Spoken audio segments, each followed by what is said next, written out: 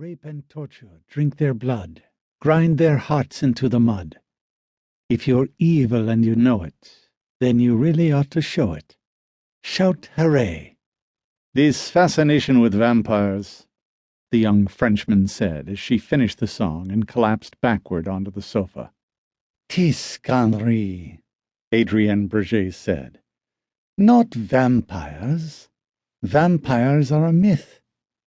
We Shadowspawn are the source of the myth, and of many others. Henri grinned. Then my innocent and merely human self has fallen into the hands of beings out of legend, who are inflicting upon me an evening of superb food, drink, and intriguingly varied sexual intercourse as a prelude to their more sinister plans?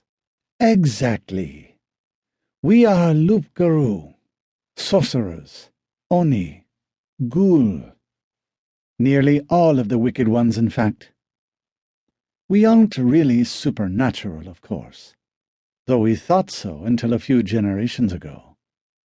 In practice, that makes little difference. Ah, merci, Monica, the man went on. Champagne? Excellent. And is Monica another Shadowspawn, is that the word? Monica Darton was wearing a charming smile, a set of faint but fresh red whip marks on her back and buttocks, and a sheen of sweat from her recent efforts as she handed around the flutes of champagne, a pleasant follow-up to the hot, damp, jasmine-scented towels she distributed a moment ago. She was still panting a little, too. Adrienne took her glass and cast an appreciative glance at the results. No, merely my enchantingly flexible minion. Does she not scream and weep and beg in the finest style? Ah, good. I would hate to think ill of her. Henri stretched.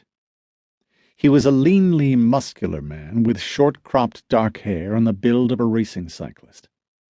That showed to advantage as he leaned back naked in a lounger. It was late, but the lights of Paris were a multicolored splendor beyond the window.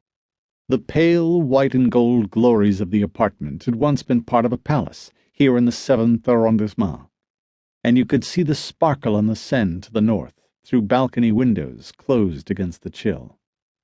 And my revered ancestors keep complaining about how the Eiffel Tower ruined the neighborhood, Adrienne thought. There are disadvantages to immortality, at least to immortality for others. Generational rivalries get completely out of hand. This quantum manipulation story is an interesting pseudoscientific explanation, Henri said. It would make a good cinema, or perhaps a book of the science-fictional kind. Still, this obsession you Americans have with the blood-sucking creatures, it is so odd. American, she winced. Were you not born in California? So you mentioned. And mostly raised there? Name of a dog, Henri. Jesus Christ was born in a stable, but that doesn't mean he was a horse. The Frenchman laughed. Your French is impeccable, better than mine. But you must have learned it from Napoleon the Little, he said. I've never heard anyone talk as you do outside an old movie, or use those antique and sacerdotal swear words. No, I lie. My grandmother did once when she dropped her teapot. Adrienne joined in his chuckle, as if conceding the point. Ironic jokes were best when unintentional. She had learned the language from people born in the 1870s, the period when the breeding program had reconcentrated the Shadowspawn genes enough for post-corporeal survival, and from their children, born in La Belle Époque. Even in their original bodies, her breed aged more slowly than humans. She was twice the 20-something she appeared.